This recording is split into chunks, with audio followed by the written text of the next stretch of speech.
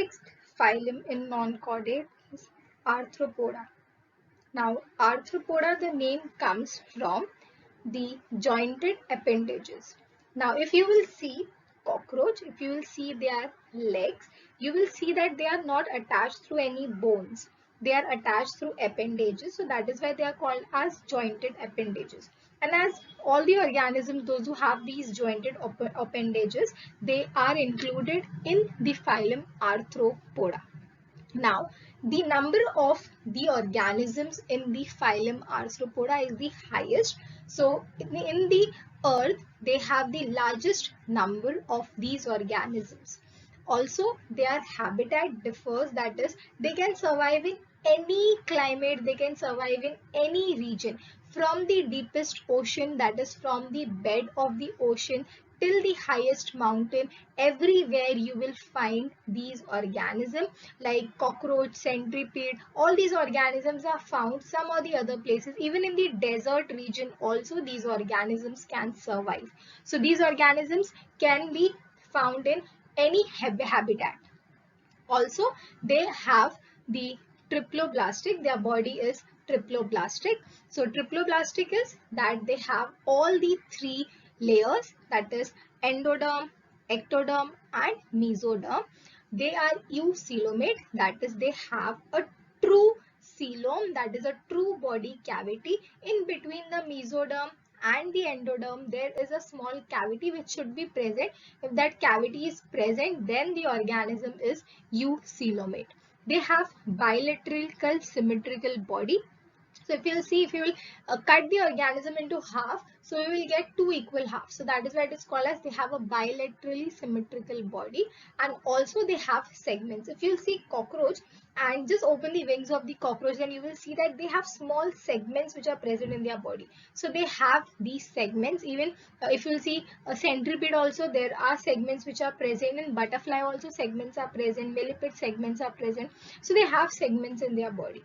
And their exoskeleton, that is the outside skeleton, it is made up of chitinous substance. Now chitin is nothing but it is a polysaccharide. It is made up of fibrous substance. So this is the main constituent of the animal, that is they have the exoskeleton. If you will try to kill any honeybee, or you try to kill a bug, or you try to kill a cockroach, you can find that crunchiness in them. So that is because of the chitinous exoskeleton. Also, these animals are unisexual, that is they have different sexes. Male will be different, female will be different.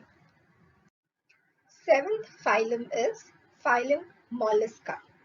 The phylum Mollusca includes all the bivalve, like for example oyster, then it includes snail, octopus. All these organisms are included in the phylum Mollusca.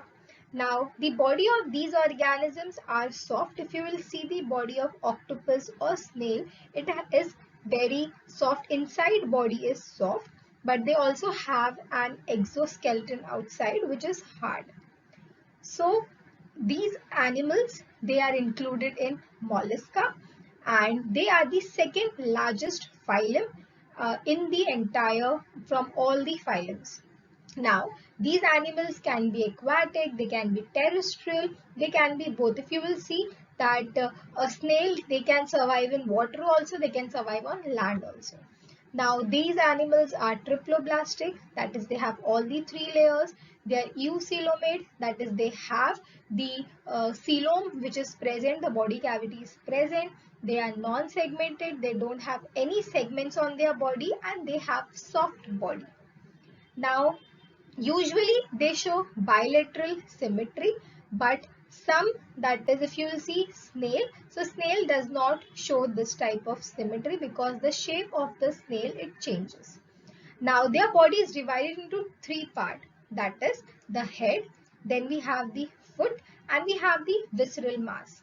So if you will see an octopus, so you can find that there is visceral mass which is there in their body. Inside the body they have the visceral mass. Even if you will see a snail, the body is made up of the visceral mass. So in these organisms we have the bulk which is present. We can see a hump which is there. So that is present in these organisms. It is like it is contained with a shell, and inside it there are digestive, reproductive and excretory and respiratory systems which are present, and also the visceral mass, it is covered with mantle.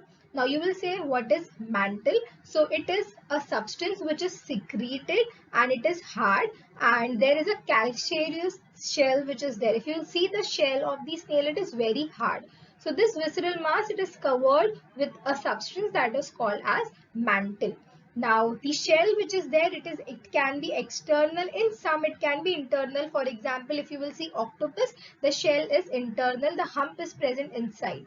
Now these animals, they have the two sexes, that is male will be different and female will be different. They have separate sexes, so that is why they are unisexual.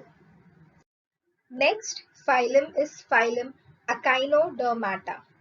Now, this phylum, these includes starfish, sea urchin, then we have sea cucumber. So, all these organisms are included in the phylum Echinodermata. Now, if you will see the body of these organisms, they have tiny spines-like structures which are present.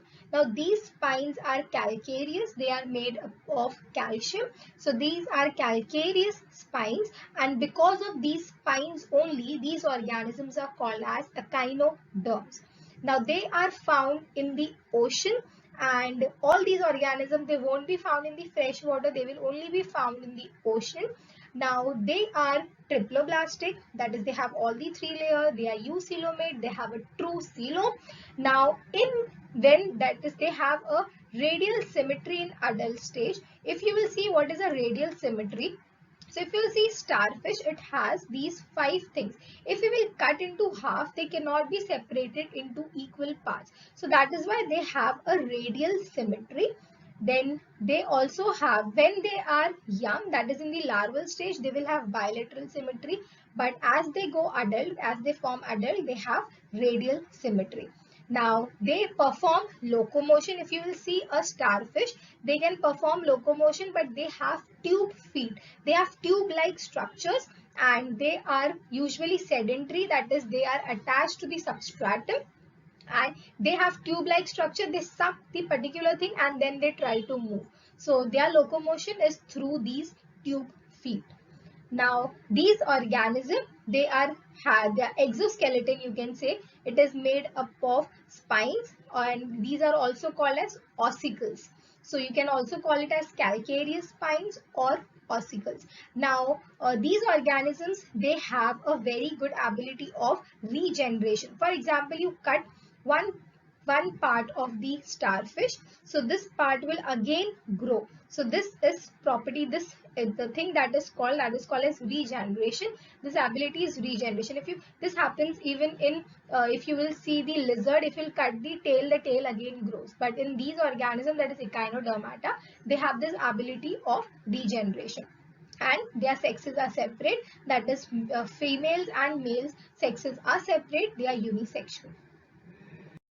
Next phylum in non-chordates is Hemichordata. Now this is the last phylum in non-chordates. Now these Hemichordata, these organisms are considered as the connecting link between the chordates and the non-chordates. Now why they are called as connecting link? Because they show the presence of notochord in some particular region. In the upper part of their region, they show the presence of notochord, and that is why they are called as the connecting link between the chordates and the non-chordates.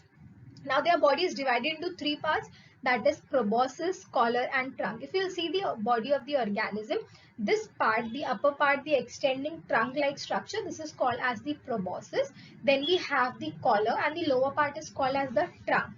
So these body is divided into 3 parts. Now in this proboscis, inside this, there is the presence of notochord, and that is the reason these are included as the connecting link between the chordates and the non-chordates. Now they are also called as acron worms. Because of their shape, they are called as the acron worms, and they also have pharyngeal gill slits. So in these organisms, from these organisms, that is from Belanoglossus, the pharyngeal gill slits started to appear. Now they have unisexual, that is male and female can be separate, or they can be hermaphrodite also. The male and female can be included in the one organism only. So this was about the phylum Hemichordata, which is considered as the connecting link between the and the non-chordates. Now why it is called as Hemichordata? Because it is half chordate. That is why it is called as Hemichordata. Now you may think that only 9 phylums we have done. So we have not done about the first phylum, that is Protista, because you have already done this about the Protista in 8th standard. So that phylum we have not included. So other phylums, all the 9 phylums from Porifera till Hemichordata, we have done the characters of all these phylums. You have to at least remember 3 to 4 points of each of the phylum. Distinguishing points you need to remember.